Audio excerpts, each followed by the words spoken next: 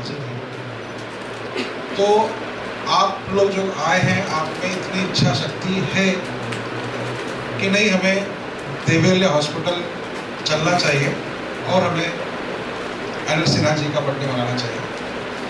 तो आप सब लोगों का बहुत बहुत धन्यवाद। आज इलेक्ट्रोहोम्योपैथी की अलग जगाने वाले डॉक्टर नंदलाल सिन्हा को मैं सादर नमन करता हूँ। वो ऐसे महान चिकित्सक हुए हैं जिन्हें अंग्रेजों के समय मसीह उल हिंद की उपाधि दी गई। मसीह उल हिंद, जिसको हम कहते हैं कि ईश्वर के द्वारा भेजा हुआ दूत। हमारे राम भगवान हो, कृष्ण भगवान हो, हमारे अल्लाह हो, हमारे अन्य महापुरुष हो, उन सभी ने इस दुनिया में एक इंसान के रूप में जन्म लिया और वो अपने कर्मों से वो महान बने। हमने श्री राम को जाना कि श्री राम मर्यादा पुरुषोत्तम कहलाए। उन्होंने अपनी माँ को जो वचन दिया था, उस वचन को पूरा करने के लिए उन्होंने अपना पूरा जीवन बिता दिया। उन्होंने जो कर्म किए उसको हम मर्यादा पुरुषोत्तम हमने कहा। और हमने आज हमारे सबसे आराध्य देवता है जो श्री राम है। कृष्ण आए, वो भी इस दुनिया में जब उनका जन्म हुआ तो बहुत पाप चल रहा था। कंस जैसा उनका मामा था, जो राजा था, जो लोग उससे परेशान थे, उन्होंने उसका भी सर्वनाश किया। उसे भी लोगों ने भगवान का रूप दिया।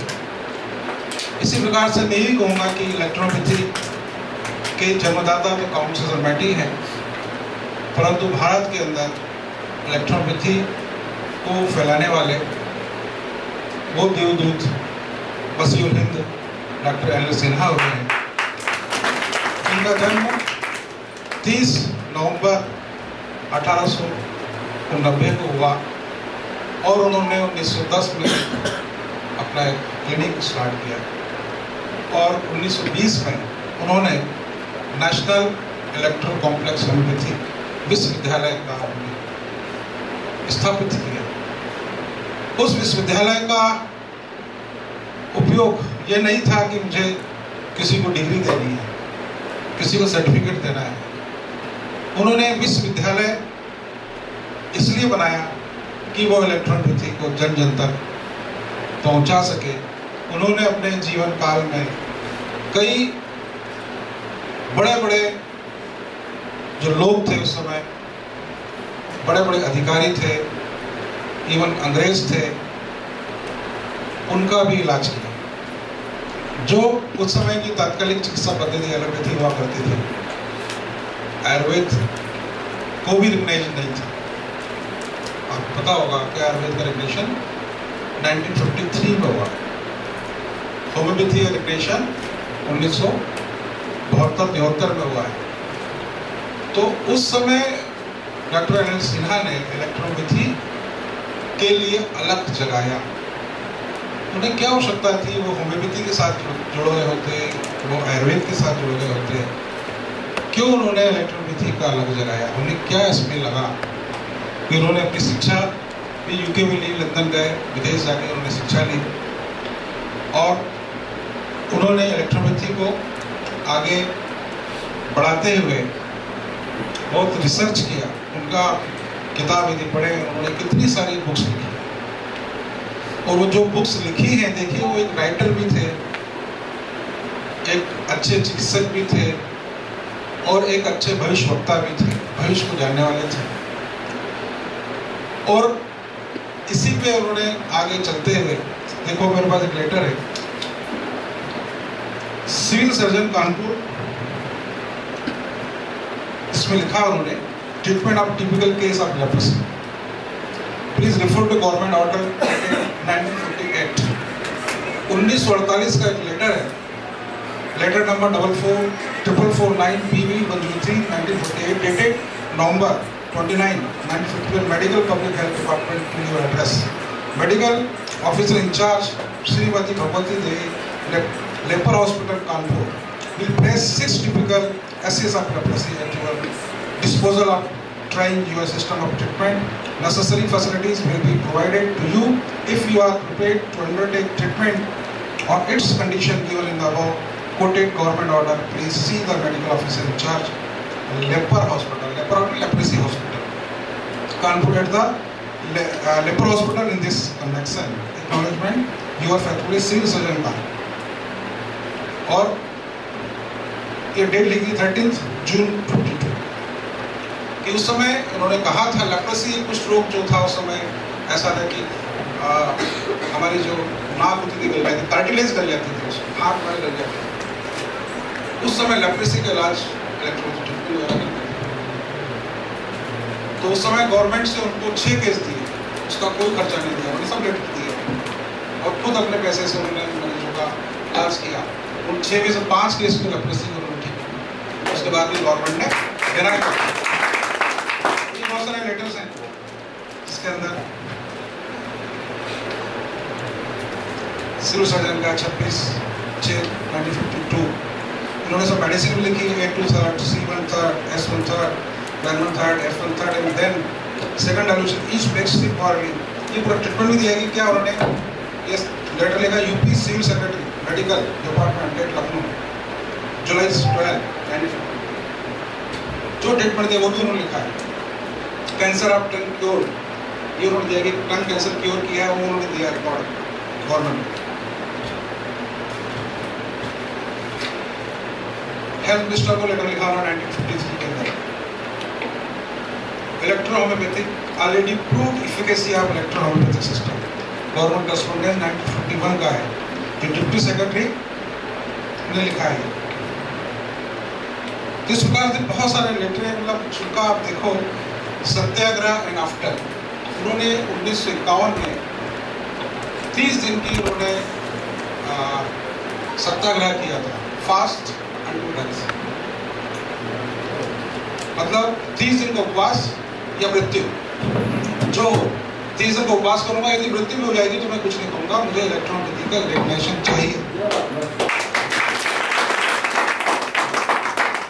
डॉक्टर NL सिन्हा, मृणाल सिन्हा कितनी बड़ी हस्ती थे कि उन्होंने इलेक्ट्रोपैथी, जबकि होम्योपैथी रिकग्नाइज नहीं थी, आयुर्वेद रिकग्नाइज नहीं था, परंतु इलेक्ट्रोपैथी के रिकग्निशन के लिए उन्होंने 30 दिनों का सत्याग्रह किया और उस सत्याग्रह में उन्होंने सफलता प्राप्त की। सरकार ने उन्हें मानी और उसके बाद में सरकार ने ये बात भी लिख दिया सेक्रेटरी ने कि अभी इसको प्रूविंग करने की आवश्यकता है और प्रूव करेगा। आपने 6 में से 5 केस ठीक कर दिए, परंतु अभी नहीं, अभी तो और उसको प्रूविंग करेंगे। तो ऐसे महान व्यक्ति, ऐसे दूरदर्शित व्यक्ति डॉक्टर NL सिन्हा थे कि जिन्होंने अपना जीवन पूरा इलेक्ट्रोपैथी के रिकग्निशन में लगाया। इलेक्ट्रोपैथी की मेडिसिन से उन्होंने सेवा करते हुए हजारों लोगों को ठीक किया।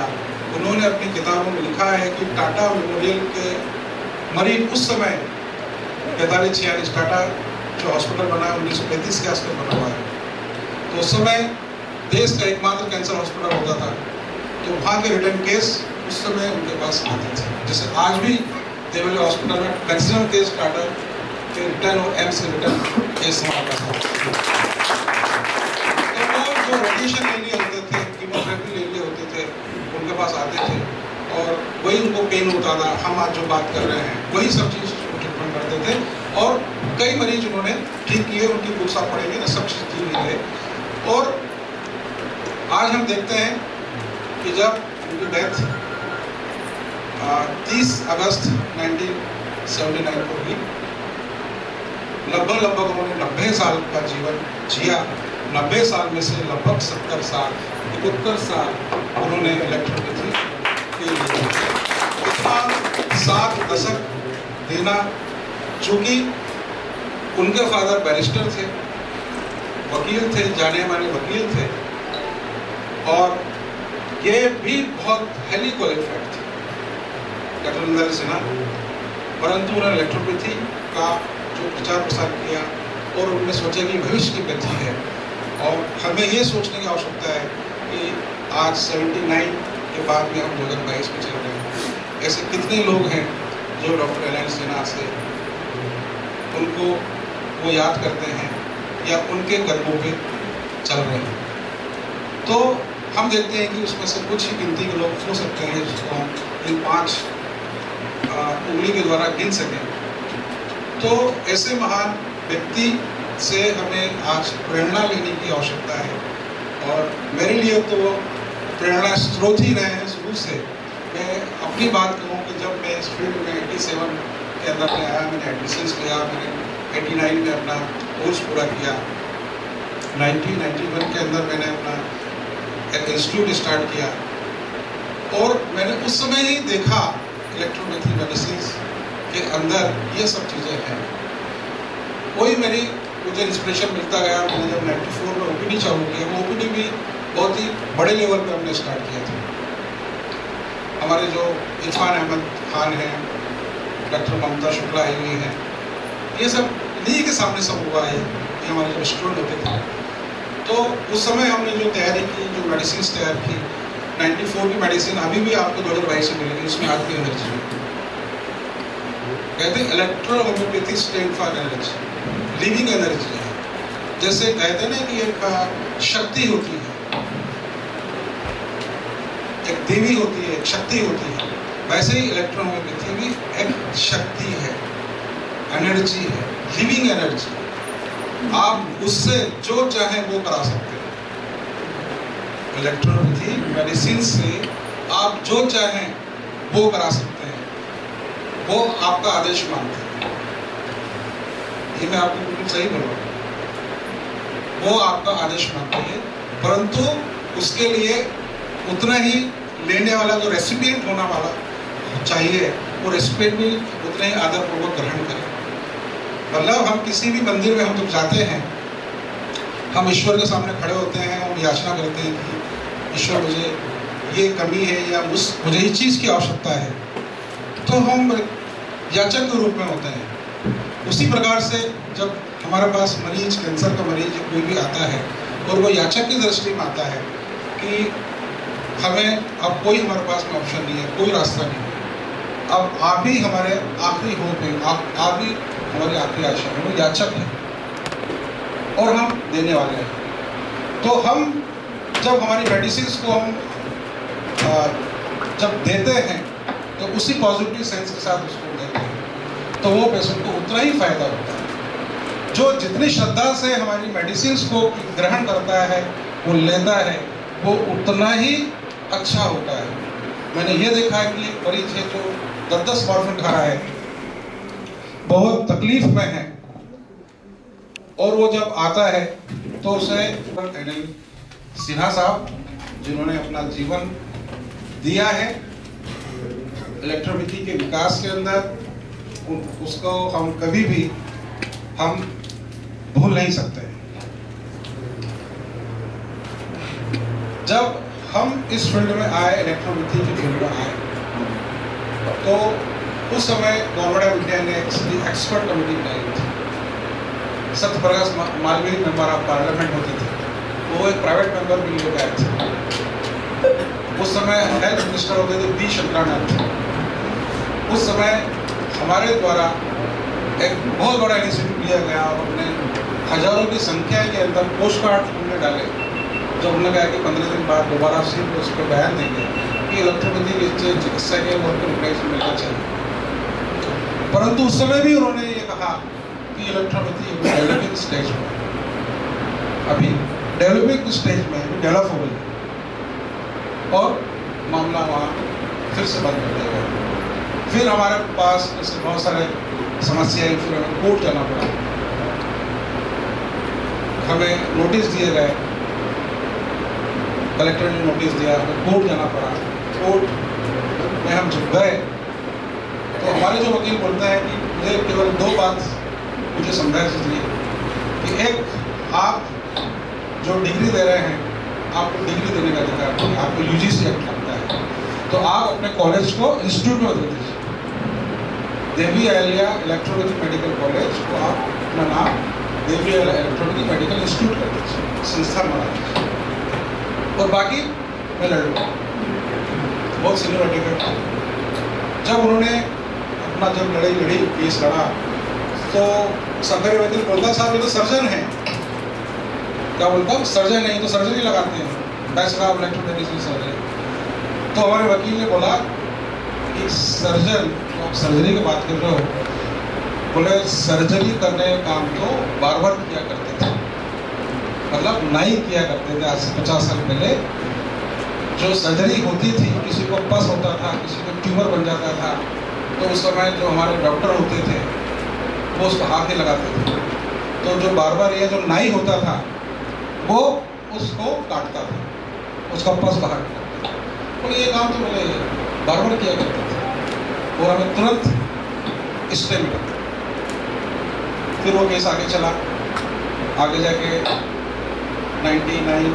2000 के अंदर उसका डिसीजन आया, और उस डिसीजन में स्पष्ट सेंट्रल गवर्नमेंट और राज्य सरकार को आदेश दिया गया कि मेडिकल काउंसिल एक्ट 17-18-19 ए के तहत सभी राज्य सरकारें, केंद्र सरकार मिनिमम स्टैंडर्ड ऑफ एजुकेशन तय करें। और जो मेडिकल काउंसिल एक्ट ये बोलता है कि कोई भी यूनिवर्सिटी, कोई भी मेडिकल इंस्टीट्यूट, कोई भी हॉस्पिटल जो चल रहा है, मेडिकल काउंसिल ऑफ इंडिया एक टीम बनाएगी, वो उस यूनिवर्सिटी का या उस मेडिकल इंस्टीट्यूट का, उस हॉस्पिटल का इंस्पेक्शन करेगी, उसकी रिपोर्ट गवर्नमेंट को देगी और वो रिकग्नाइज करेगी। मिनिमम एजुकेशन तय करेगी कि इसमें 12 पास चाहे बायोलॉजी एडमिशन लेगा या क्या लेगा। ये सब कोर्ट ने आदेश दिए, परंतु गवर्नमेंट ने 2003 में कमेटी बनाई और उसमें ये कहा गया कि प्रीफिक्स यूज जो डॉक्टर का है उसके लिए बोले साहब ये तो रिकग्नाइज सिस्टम में कर सकते हैं, और उन्होंने बाकी चीज़ों पे बैन लगा दिया। इसके पहले हमारी संस्था द्वारा जब ये ऑर्डर हुआ तो हम स्टेट गवर्नमेंट के पास गए, हमारे चीफ मिनिस्टर जगदीश सिंह थे, हमने उनको आवेदन दिया कि सरकार को कहा है कि 1 साल में इसके रूल्स माननीय मुख्यमंत्री साहब ने एक कमेटी बनाई। उस कमेटी ने एक रिपोर्ट दी 1 महीने में कि मध्य प्रदेश शासन 1973 की जो धारा है उसके अंदर परिवर्तन करते हुए इनके लिए रूल्स रेगुलेशन। इसके लिए फिर 3 और 4 मई को एक कार्यशाला का आयोजन हुआ, जिसके अंदर हाई कोर्ट के जज, medical education minister, commissioner Ayurveda homeopathy, director medical education, सभी मेडिकल कॉलेज एलोपैथी के डीन, सभी आयुर्वेद होम्योपैथी के प्रिंसिपल, सभी पैथी के रजिस्ट्रार, भोपाल में प्रशासनिक भवन में कार्यशाला हुई और 2 दिन की कार्यशाला हुई। सरकार ने उसमें 7 लाख रुपए खर्च किए और ये तय हुआ कि इलेक्ट्रोपैथी के रिकग्निशन के लिए इन धाराओं में परिवर्तन करते हुए सरकार विधानसभा में बिल पारित करेगी। और ये कहा गया कि 4 लोग की कमेटी बनेगी, 2 लोग इलेक्ट्रोपैथी के रहेंगे, 2 गवर्नमेंट के रहेंगे और उसे रिकग्नाइज करेंगे। परंतु दुर्भाग्य रहा, आचार संहिता लग गई और आचार संहिता लगने के बाद जो होम्योपैथी या आयुष के जो लोग थे उन्होंने कहा कि इसको होम्योपैथी के साथ जोड़ दिया जाए। ये बताइए।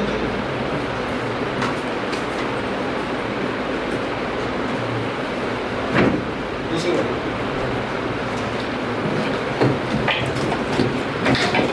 देखिए उस समय आपने ये 3 मई 2003 को गवर्नमेंट को अपने प्रोजेक्ट दिया, ठीक है।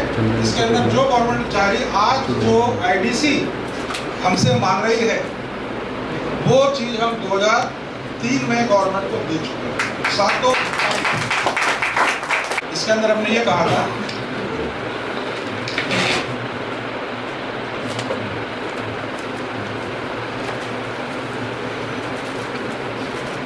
ये हमने लेटर लिखा है और इसमें बताया था कि our research team mainly consist of doctor Ajay Hadia, Mrs Manisha Sharma, doctor Ashish Hadia MBBS, doctor Monika Hadia MBBS, doctor Rajnandini Hadia MBBS। ये 5 लोगों की हमारी टीम है जो रिसर्च और नई नई इन्वेंशन कर रही है। सरकार को हमने ये कहा था, so we have 2 requests. Number 1, the team of IDC and the Minister of Health and Research must visit the Devila Hospital. Is a center located in Indore. According to the result getting so far, it is one of the best organization in the field of electropathy. Second, हमने बोला था to understand electropathy better, the government should give time to our team to treat cancer patient under observation in any government hospital in some time. यही बात जब हमने ये हमारा जो आप सब जानते हैं, हम सब लोग डिप्रेशन के लिए परेशान हैं। हमारा आम इलेक्ट्रॉनिक प्रैक्टिशनर्स चाहता है कि हमने हमारा जो जीवन जो हमने हमारे जीवन के 20 साल 30 साल 33 साल 40 साल हमारी एज 55 साल हो रही है, 60 साल हो रही है। कुछ लोग वही परसों मेरे बाद हैदराबाद से आए थे, उनकी एज 73 ईयर्स थी। बोले साहब मैंने 85 में मैंने कोर्स किया है, आज 72 साल का हो गया और अभी भी मैं मुझे लोग बोलते हैं कि तुम वैक्स हो। बोले मैंने जीवन इसमें निकाल दिया है। और वो आके मेरे आंखों के सामने उन्होंने आंसू थे उनके कि आप जो काम कर रहे हैं, आज हमें लगता है कि इलेक्ट्रोपैथी का रेगुलेशन मिलेगा। तो आज हर आदमी, हर इलेक्ट्रोपैथी डॉक्टर चाहता है कि उससे सम्मान की दृष्टि से समाज देखे।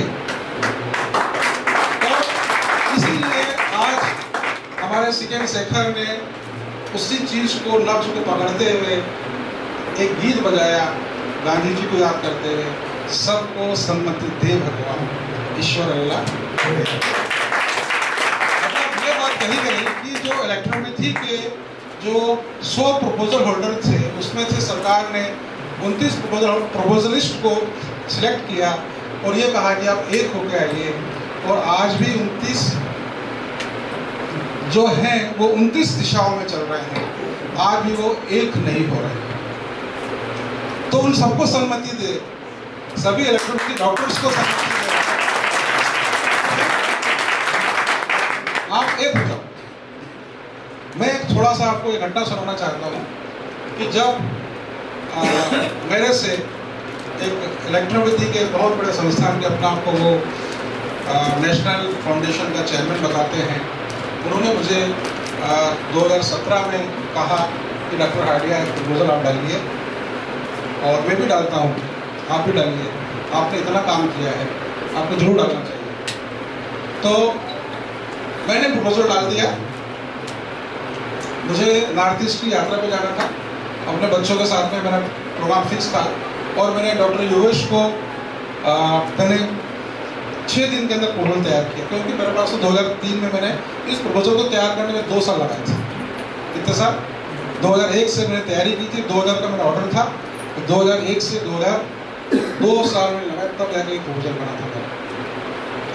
तो मैंने डॉक्टर योगेश को भेजा दिल्ली और ये जाके दिल्ली गए, जमा करके आए। मेरे पास सेकंड डे लेटर जब मैं जब ट्रेन से जा रहा था तो मिनिस्ट्री ऑफ हेल्थ से फ़ोन आया कि डॉक्टर हाडिया आपका प्रपोजल हमने सबमिट कर लिया है और आपको हमने मेल किया है, आपको 9 तारीख को दिल्ली आना है। और मैं कहूँ कि मैं जब यात्रा में था तो मुझे 9 तारीख को रिटर्न आना था, मेरी फ्लाइट थी वहाँ से, गुवाहाटी से। अब मैंने अपने बच्चों को नहीं छोड़ा और इन लोगों पर फोन लगाया कि आईडीसी जो है ये चीज़ मांग रही है, दोबारा से फिर हमने प्रपोजल तैयार किया। मैंने उनको वहाँ से ऑनलाइन में फ़ोन करता रहा, ऐसे तैयार करिए, ऐसे तैयार करिए, ऐसे तैयार करिए। ये डॉक्टर आशीष और मनीषा जी ने मेरे डायरेक्शन पे फिर चीज़ें तैयार की और योगेश को दोबारा फिर हमने भेजा। मैंने अपनी टिकट कैंसिल कराई और मैं बच्चे वहाँ से गुवाहाटी से हैदराबाद होते हुए इंदौर आए अकेले और डॉक्टर राजेंद्र जी साथ में थे, याद है आपको? ये इनकी मम्मी के साथ में वहाँ आई और मैं सीधे दिल्ली गया। दिल्ली में मीटिंग हुई, उस मीटिंग के अंदर 29 लोग मौजूद थे। बड़ा हंगामे जैसी स्थिति थी। आईडीसी ने, हमें ऐसा लग रहा था कि वो एक प्रिंसिपल है और हम बच्चे हैं। वो हमें डांट के बात कर रहे थे। और बोला आप एक हो गया।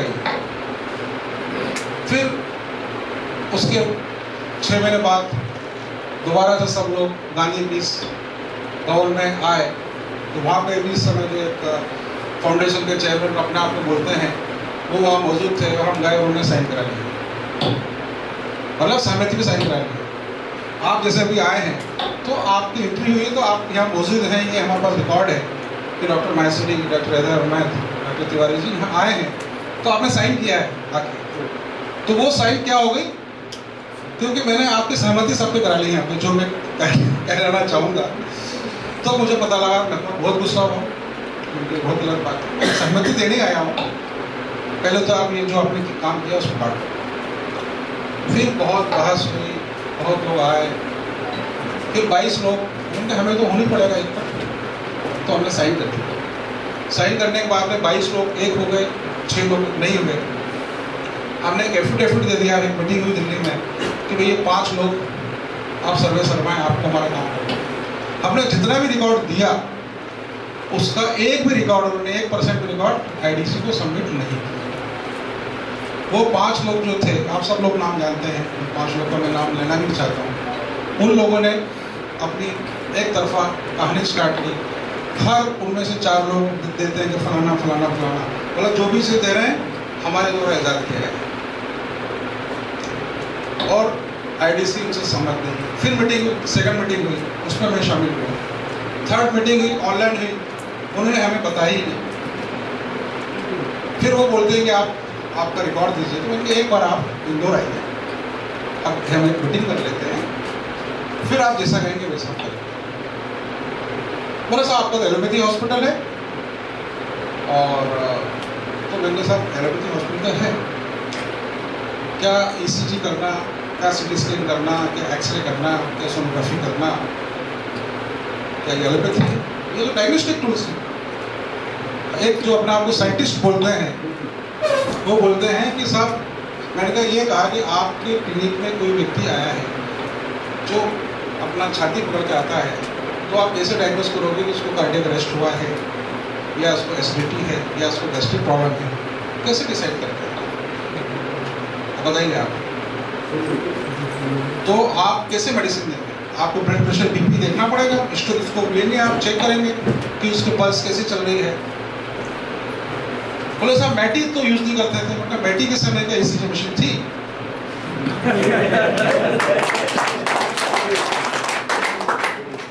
क्या सिविल हैनिमन के समय ईसीजी मशीन थी? क्या आचार्य चरक सुश्रुत के समय क्या वो चीजें थी? आज हम बोलते हैं कि आचार्य चरक और सुश्रुत आयुर्वेद के महान संत, जो उन्होंने आयुर्वेद को स्थापित किया, सर्जरी के ज्ञाता थे। वो कटे हुए सर को जोड़ देते थे, हाथ कट जाता था वो वापस जोड़ देते थे। वो प्लास्टिक सर्जरी आज से 5000 साल पहले थी, 6000 साल पहले। और युद्ध हुआ महाभारत का, तो आपने देखा होगा, जब युद्ध हुआ आज से लाखों साल पहले राम जी का और रावण का, तो आपने देखा होगा सर कटते ही तो टूट हो जाते थे। क्या था? हम बात करते हैं एनर्जी की, तो एनर्जी होती है जब लक्ष्मण को शक्ति लग जाती है। तो शक्ति का काट क्या है? तो बोले कि फलानी पहाड़ी पे जाइए, वहाँ पे पौधा है जो आपको बिल्कुल चमकता हुआ मिलेगा, आप उसको लेकर आएंगे, वो शक्ति है। उसका रस दिया कि राम जी, लक्ष्मण जी, ठीक। तो वो जो शक्ति, वो जो एनर्जी, वही शक्ति को काउंसलर मैटी ने पहचाना, मैटी ने जाना, उसी को पैरासेल्सस ने जाना, और पैरासेल्सस ने नियम दिया कि प्लांट्स में विद्युत शक्ति होती है।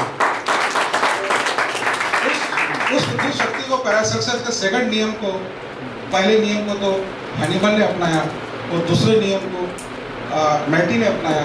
उस समय की तात्कालिक जो चीज़ें थी, आपको शायद पता हो या ना हो, कि काउंट सीजर मैटी की मदर को ब्रेस्ट कैंसर था। पता है आप किसी को? नहीं पता। काउंट सीजर मैटी की मदर को ब्रेस्ट कैंसर था, वो बहुत दर्द से तकलीफ थे, तड़पती थी। उन्होंने वो तड़पन देखी, वो एक राज परिवार से थे, उनको काउंट की उपाधि दी गई थी, और उन्होंने मेंबर ऑफ पार्लियामेंट थे, वहाँ के वो जज थे, वहाँ के आर्मी के चीफ थे, वो सब पर त्याग करते हुए उन्होंने अपना जीवन रिसर्च में लिया। उस समय आयुर्वेद को, होम्योपैथी को देखा और उन्होंने बोला कि होम्योपैथी में ये कमियां हैं, और उन्होंने 114 प्लांट्स का सिलेक्शन किया, एनर्जी को प्राप्त किया, और उस समय इलेक्ट्रो होम्योपैथी मेडिसिन स्विट्जरलैंड के अंदर लैब में चेक हुई, उन्होंने देखा कि इसमें एनर्जी का कुछ। ब्रॉम्पटन हॉस्पिटल इंग्लैंड में, लंदन में आज भी ब्रॉम्पटन हॉस्पिटल है, जिसकी स्थापना 1830 के आसपास हुई, और 1890 में 91 में से 95 तक, 1890 से 1895 तक ब्रॉम्पटन हॉस्पिटल के अंदर इलेक्ट्रोपैथी कैंसर में वहाँ पर क्लिनिकल अप्रूवल हुआ, ट्रायल। पता है आपको? नहीं पता है कि काउंट सुदर बैटी के समय लंदन के ब्रॉम्पटन हॉस्पिटल में कैंसर के इलाज के लिए वहाँ पर क्लिनिकल ट्रायल हुआ और वहाँ सफलता मिली। अंग्रेज कई डॉक्टर्स ने सर्जरी करना छोड़ दी, और वहाँ पे उन्होंने बताया कि हमारे पास इतने मरीज आए, इतने की सर्जरी हुई, इतने का हमने कंडीशनल उपयोग किया, इतने कॉस्मेटिक उपयोग करा, और इसके अंदर से इतने मरीज ठीक हुए, सर्जरी वाले सब खत्म हो गए, और मेडिसिन वाले इतने जीवित थे। तो ये चीज़ें रही। फिर मैं अपने पॉइंट पर वापस आता हूँ कि जब 22 प्रपोजल करता हूँ मैं अपनी, जब चीज़ें की, फिर गवर्नमेंट ने बोला आप एक होके आइए। तब उन्होंने, जो हमारे साइंटिस्ट हैं, उन्होंने हमसे बोला कि आपका एलोपैथी हॉस्पिटल है, तो उनके भाई मेरा एलोपैथी हॉस्पिटल है। मैंने आज भी गवर्नमेंट को कहा कि मेरा एलोपैथी हॉस्पिटल है, परंतु ट्रीटमेंट मेरा सब इलेक्ट्रॉनिक। मैं बोलता हूँ कि मेरे पास एलोपैथी डॉक्टर्स की टीम है, तो एलोपैथी डॉक्टर्स की टीम मेरा हायर किए हुए नहीं है। एलोपैथी डॉक्टर डॉक्टर आशीष हैं, डॉक्टर मोनिका है, डॉक्टर राजनंदिनी है, ये सब मॉडर्न साइंस के पढ़े लिखे बच्चे हैं, और प्रैक्टिस क्या कर रहे हैं अभी? इलेक्ट्रो। यही नई नई रिसर्च करते हैं, नई नई इन्वेंशन करते हैं। इन्होंने ही इंट्रावीनस आईवी का इन्वेंशन किया है। मेरे से बोलते हैं कि पापा आप ये पेशेंट आया, उसको ये तकलीफ हो रही है, ऐसा हो रहा है, क्या करूँ? क्या आईवी दूं उसको? मैं ट्राई करके देखता हूँ। करो, आप तो आईवी के लिए क्वालिफाइड है, लाइसेंस है आपके पास में, करिए आप।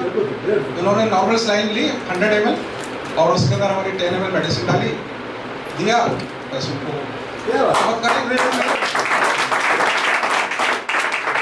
तो आज इलेक्ट्रो होम्योपैथी में, आज वर्ल्ड में होम्योपैथी हो, आयुर्वेद हो, ट्रेडिशनल सिस्टम मेडिसिन, किसी में आईवी का उपयोग करने का किसी को राइट नहीं है, क्योंकि होम्योपैथी मेडिसिन या हम आयुर्वेद मेडिसिन दें तो उसके अंदर केमिकल्स, वो केमिकल जाएंगे शरीर को नुकसान करेंगे।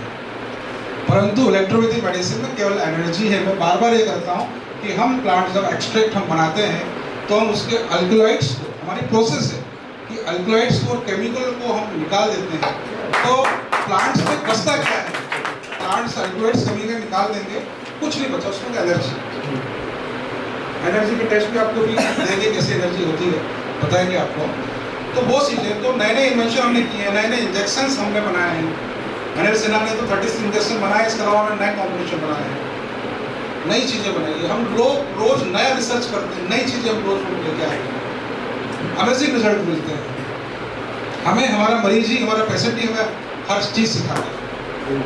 तो वो 22 प्रपोजल करता हूँ। ने जब हमसे बात किया, जब बात किया कि भाई मैं दिल्ली आ रहा हूँ, सरकार ने बोला है कि जो भी आपको देना है वो जॉइंट प्रपोजल के थ्रू ही आपको देना है, हम वही तभी स्वीकार करेंगे। हम दिल्ली गए, हमारे 2 प्रोफेसर और थे, वो मेरे साथ थे। उन्होंने जो वहाँ के जो देख रहे थे, हेड थे, उनको फोन लगाया कि डॉक्टर हाडी आए, उनका ये जमा करना है। बोले आप ऐसा उन्हें PDF भेज दीजिए। हमने PDF भेजी, उन्होंने बिना PDF देखे और कहते नहीं कि हमें तो आपको एक्सेप्ट नहीं करना, तो हम देखे भी क्या, और बोला 10 मिनट के अंदर कि नहीं हम तो उनका प्रोटोकॉल एक्सेप्ट नहीं करेंगे, उनका रिकॉर्ड, हम जो क्लिनिकल डाटा हम एक्सेप्ट नहीं करेंगे, वो खुद जाके जमा करके उनमें ताकत है। तो एक प्रपोजल होल्डर थे, उन्होंने शक्ति दिखाई। हम पार्लियामेंट में बैठे हुए थे, उसमें राष्ट्रपति के चुनाव चल रहे थे, वहाँ बैठे, बारिश हो रही थी, मेरे साथ गए, हमने ITC DHR डिपार्टमेंट गए, वहाँ पर हमने एनर्जी थे मिस्टर विल्सन को रिक्वेस्ट किया इसकी बात है। फिर बोले मैं डिप्टी सेक्रेटरी से मिलवाता हूँ। डिप्टी सेक्रेटरी पास गए तो उन्होंने कहा कि भाई आप तो जॉइंट प्रोबोलिस्ट हैं, आप उनको थ्रो के नहीं आ रहे हैं। उनका हम गए, हमने निवेदन किया और वो हमारा ये जो क्लिनिकल डाटा है वो लेने को तैयार। मैं तो मैं केवल क्लिनिकल डाटा ही लाया हूँ उसके मेरे पास।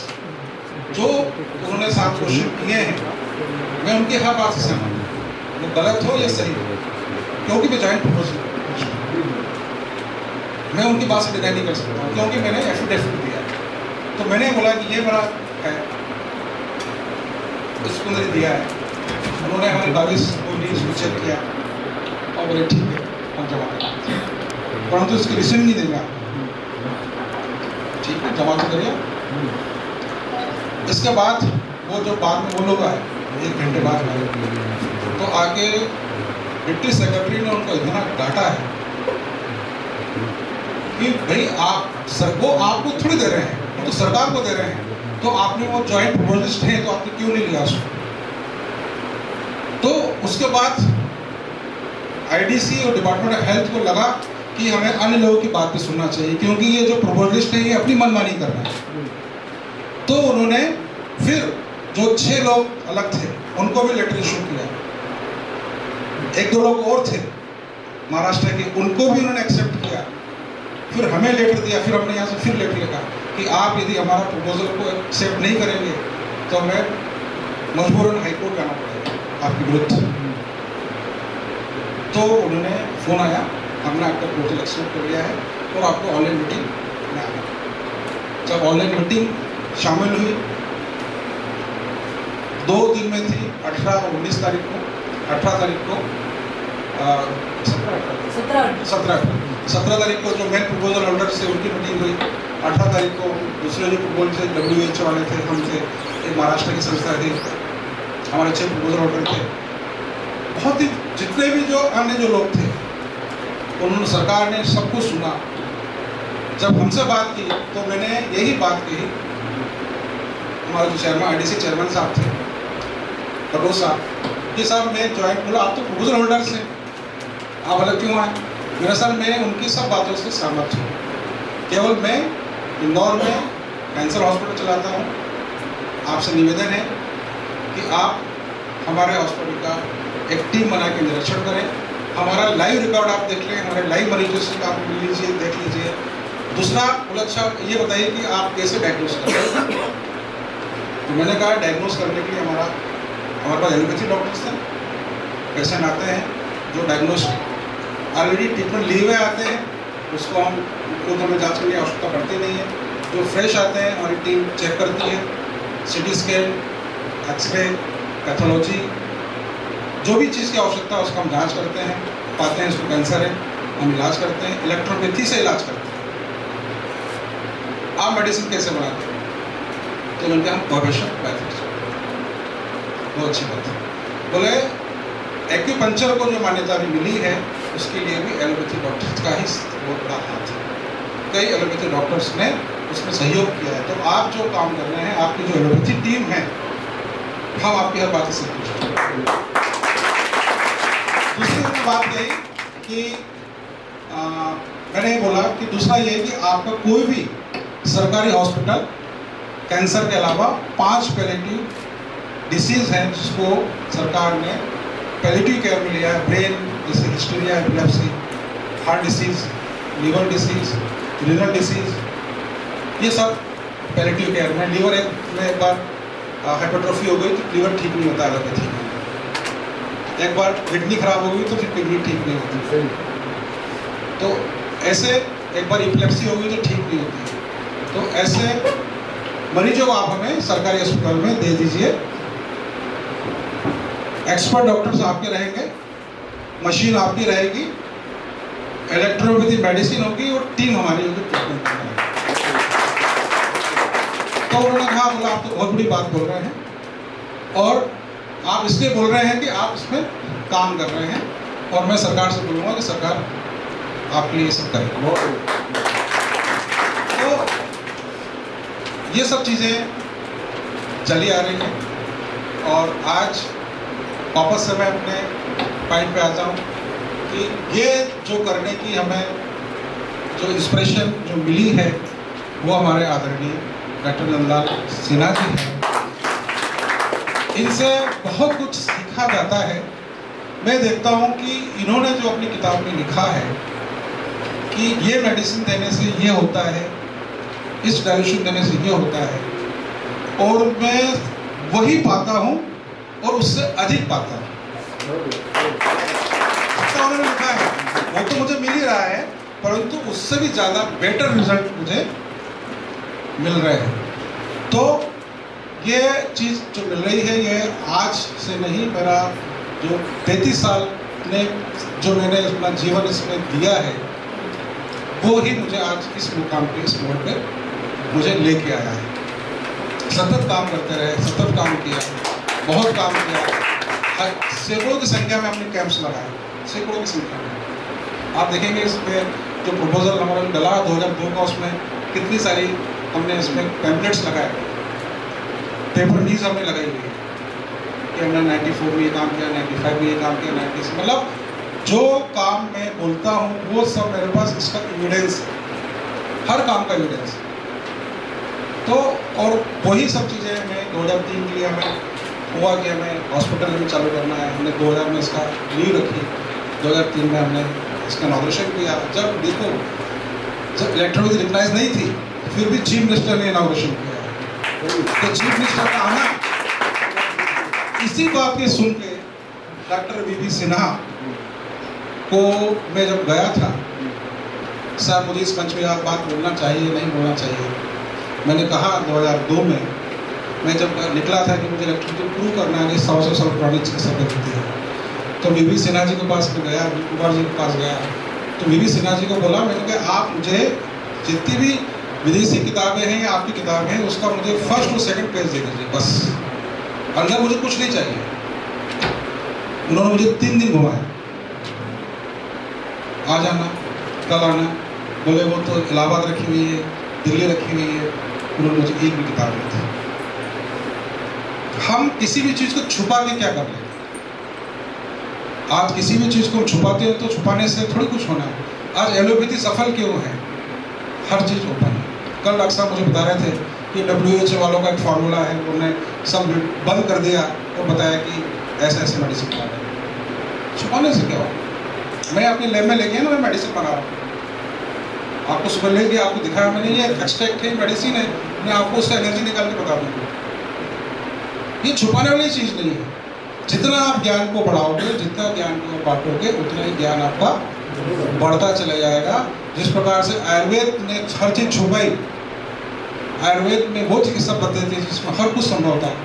आज हमारे जो पूर्वज थे, आज हमारे दादा दादी नानी हमारे जो थे, वो सब बोलते थे ये चीज़ कर लो तुम ठीक ही जाओगे, परंतु हमने छुपा छुपा के आयुर्वेद को आज खत्म कर दिया, जिनको आयुर्वेद बहुत कुछ।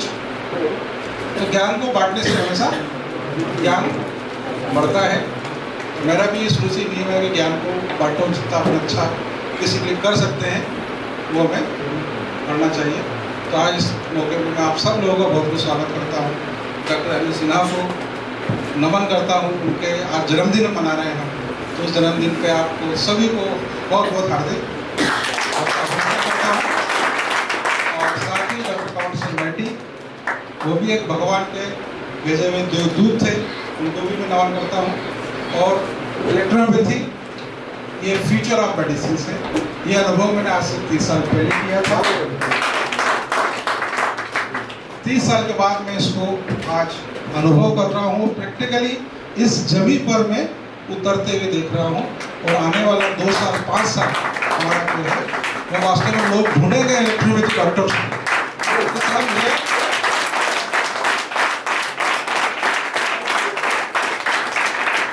मुझे इलेक्ट्रोपैथिक ट्रीटमेंट कराना है। कहाँ है इलेक्ट्रोपैथिक डॉक्टर? आज की तारीख में मेरे पास मरीज आते हैं, बोले साहब ने इलेक्ट्रोपैथिक फलाने डॉक्टर से हम इलाज करा रहे हैं और उससे इतना फायदा हुआ है, और डॉक्टर साहब ने बोला है कि आप इंदौर चले जाओ। मतलब हमारे इलेक्ट्रोपैथी चिकित्सक भी अब उस चीज़ को समझ रहे हैं और हमारे इलेक्ट्रोपैथी चिकित्सक द्वारा भी पेशेंट भेजे जा रहे हैं। तो मैं उनको भी बहुत बहुत मैं उनका हार्दिक अभिनंदन करता हूँ, उनका आभार मानता हूँ। और मेरा ये प्रण है कि आने वाले समय के अंदर मैं इलेक्ट्रोपैथी स्पेशलिस्ट इस NIH संस्थान से बनाऊंगा। आप जो काम कर रहे हैं आप लोग आए, परंतु उसके लिए आपको टाइम देना पड़ेगा। उसके लिए आपको मैं 6 महीने ले सकता हूँ, आपसे साल भर ले सकता हूँ, 2 साल भी आपसे मांग सकता हूँ।